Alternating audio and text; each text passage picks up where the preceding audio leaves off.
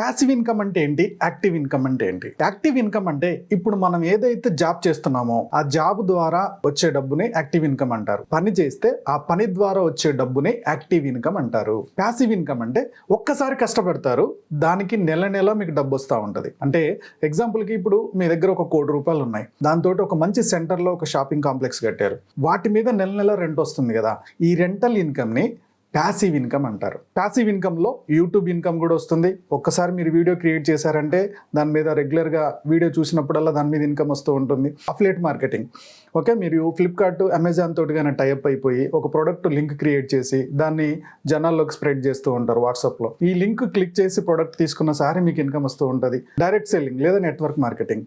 So ఒక product based తోటి వెళ్ళే కంపెనీతో మీరు టైప్ అవుతారు, ప్రోడక్ట్ని రిఫర్ చేస్తారు, వాళ్ళు తీసుకున్న ప్రతిసారి కూడా మీకు ఇన్కమ్ వస్తుంది కొన్ని సంవత్సరాల వరకు. దీన్ని కూడా ప్యాసివ్ ఇన్కమ్ అంటారు. ఛానల్ సబ్స్క్రైబ్ చేయడం మర్చిపోకండి.